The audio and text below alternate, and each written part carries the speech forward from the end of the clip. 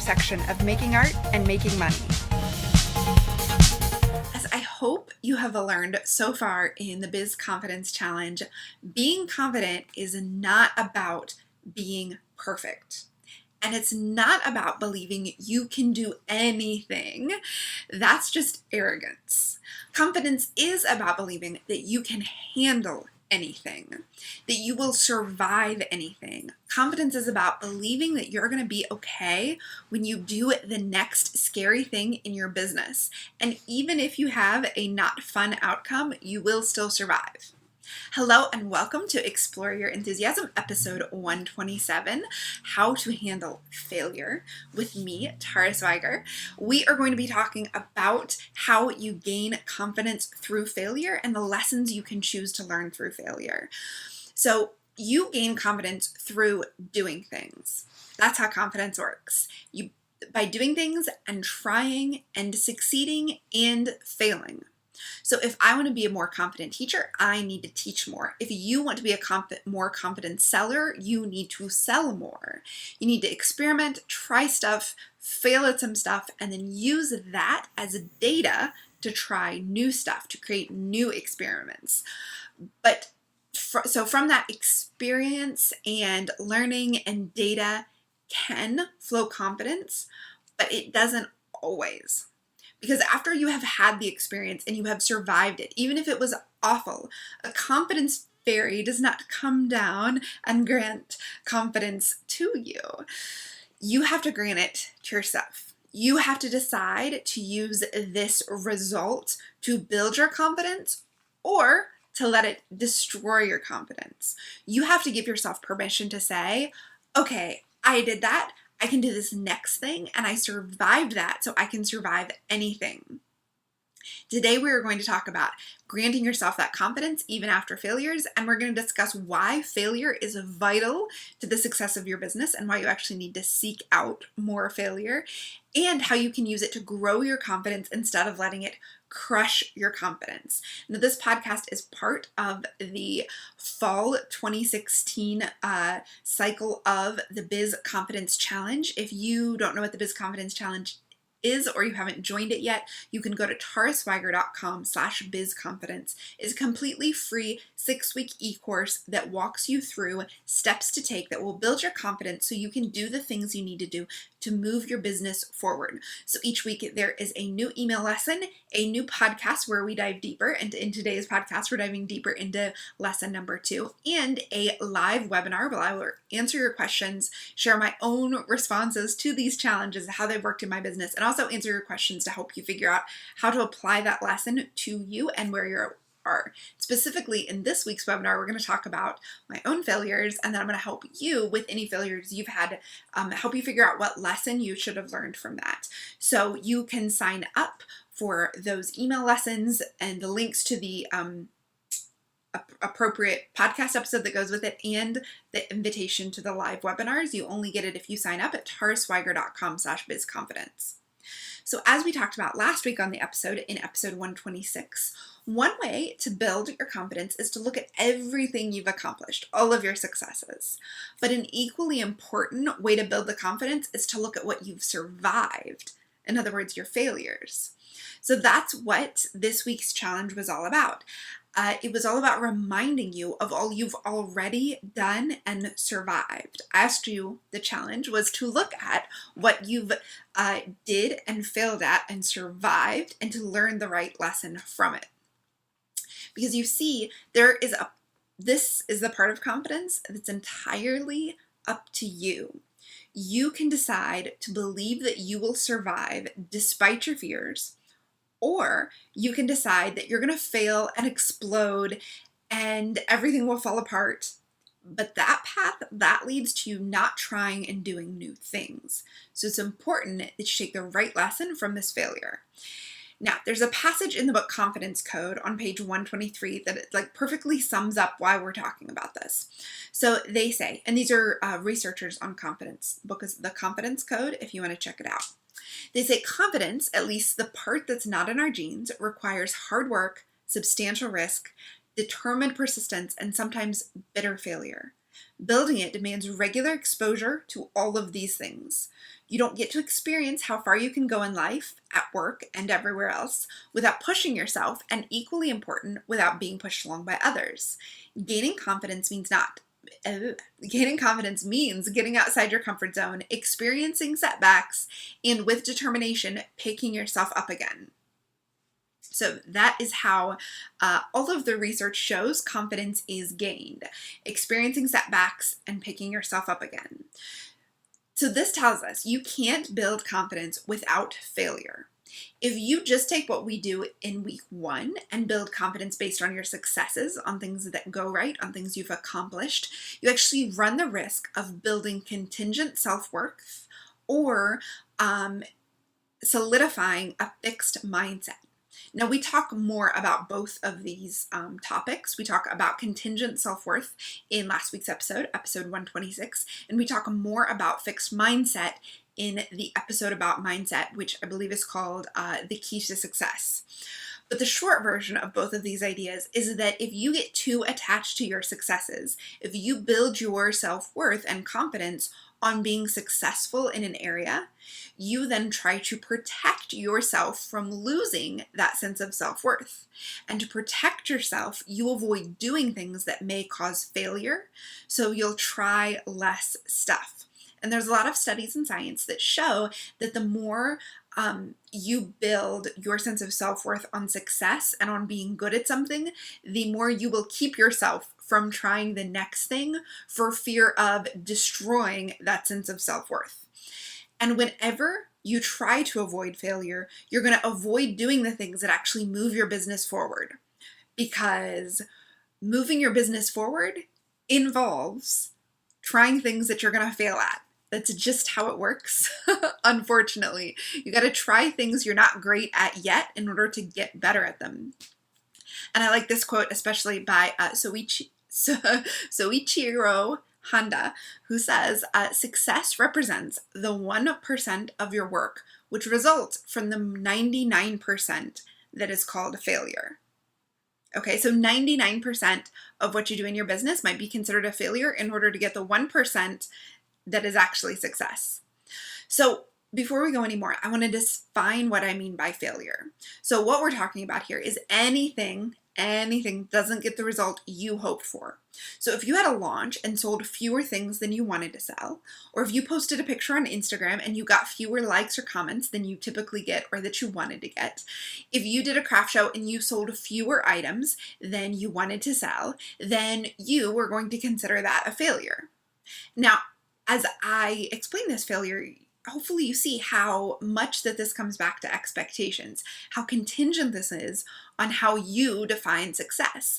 So whatever you consider a failure, there is someone else, maybe someone with a smaller or a newer business or with different goals, who would consider your failure a total success for themselves.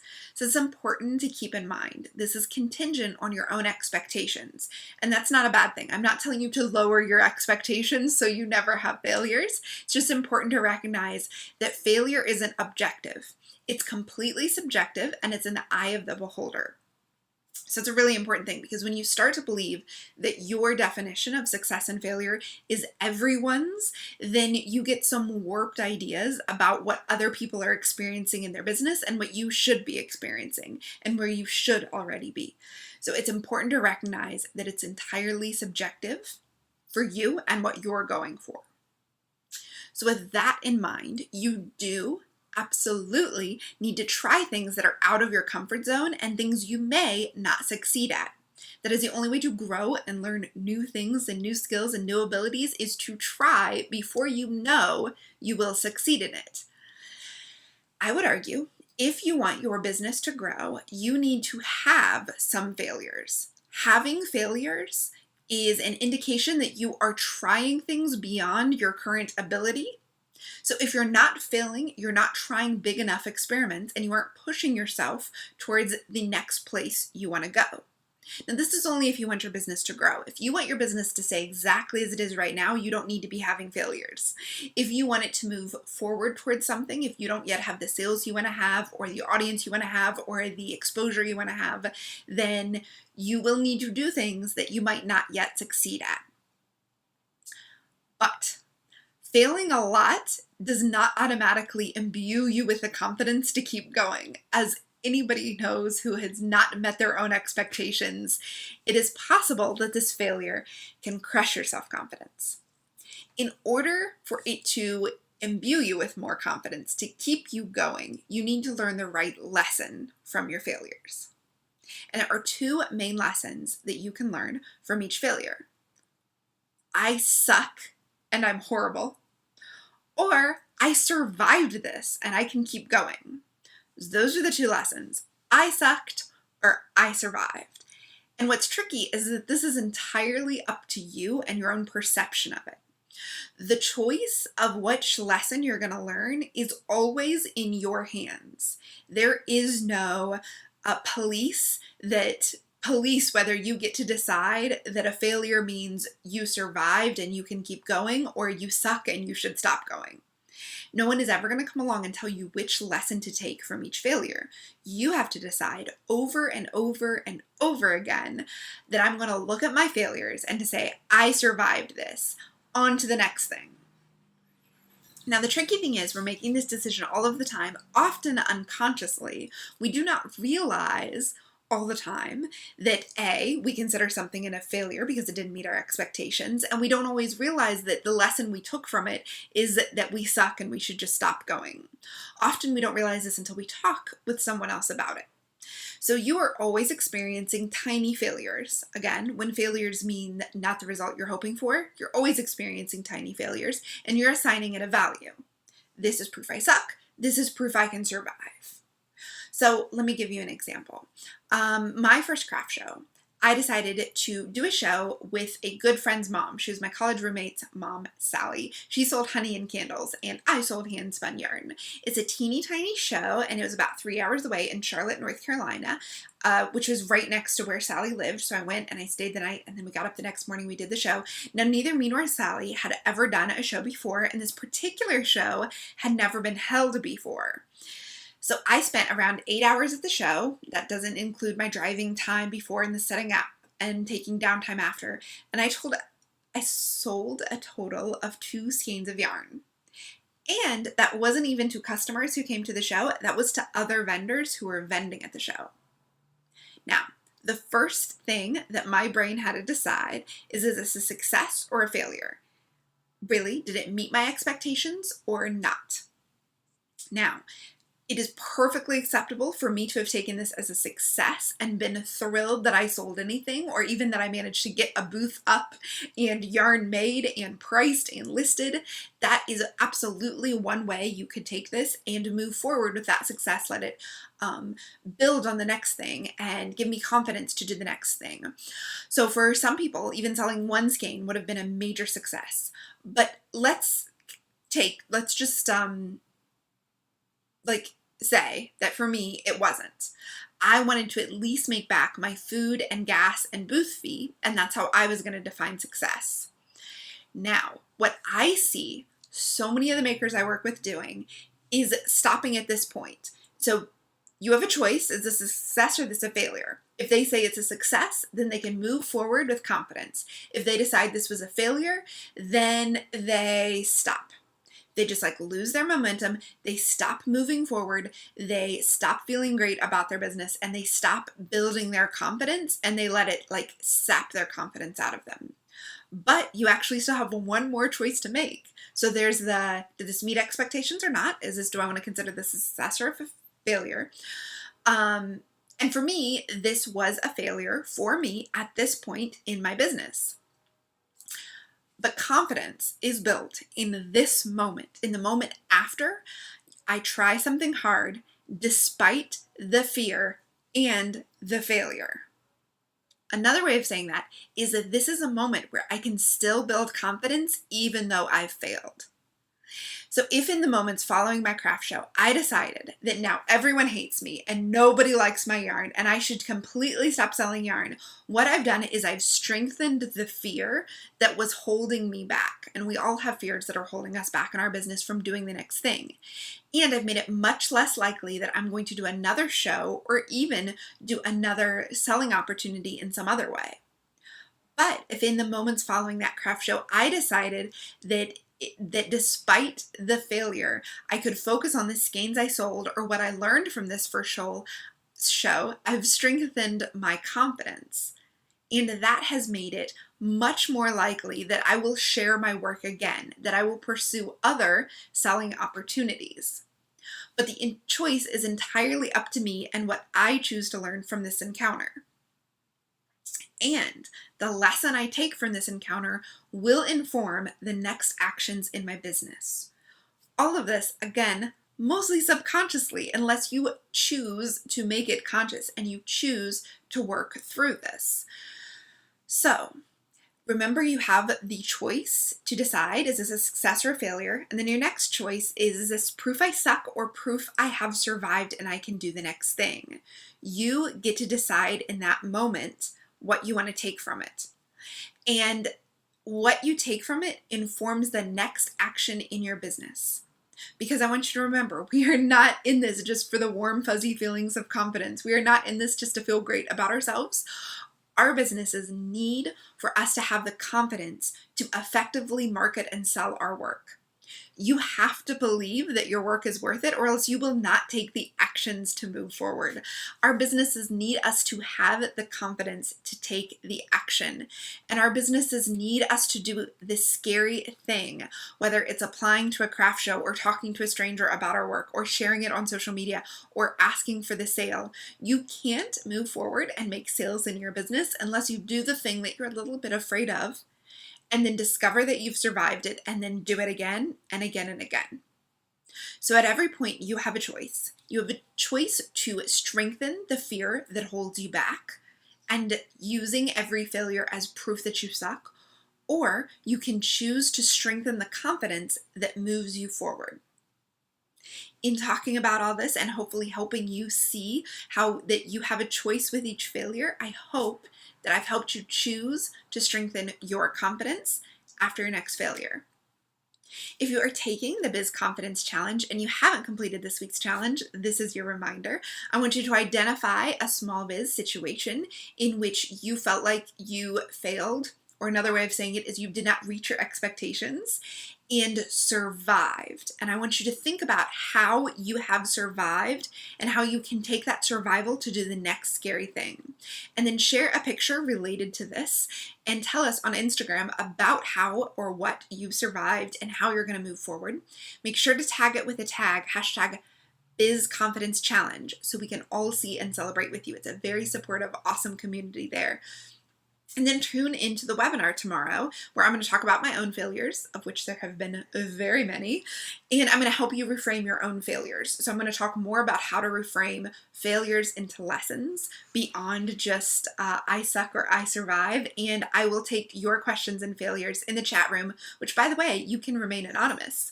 So you don't have to tell the whole world your failures in the chat room, and I'll help you reframe them into lessons you can learn for your business in that webinar.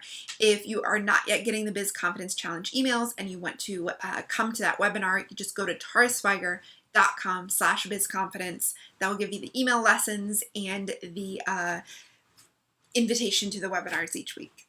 And if you're enjoying the challenge, I hope that you share it with a friend. You can share it on Instagram with the #BizConfidenceChallenge. You can also rate and review my podcast in iTunes, or however you are listening to this right now. That helps other people find the show and work on their own small business. The same thing is true if you're watching the video on YouTube. You can subscribe on YouTube and share it with your friends and followers. Thank you so much for joining me. Thank you for having the bravery to work on your confidence and to think about your failures. I know this isn't fun. In writing this episode, I came up against one of the things I had been telling myself was a failure and a thing I sucked at for the last few months, and I recognize the way that I have let that strengthen my fear as opposed to strengthening my confidence. So I hope that thinking through this does the same for you, and we will talk about it more in tomorrow's webinar. Thanks so much for listening, and I hope you have a confidence-filled, enthusiastic day. Thanks so much for watching. You can get weekly lessons like this in your inbox, along with access to worksheets and checklists and transcripts from all the podcast episodes when you sign up below. You can also subscribe on YouTube, and YouTube will notify you when there's a new video. And you can follow me on Twitter or Instagram. If you do, be sure to say hello or leave a comment below the video to let me know you're there. Thank you so much for watching, and have a very enthusiastic day.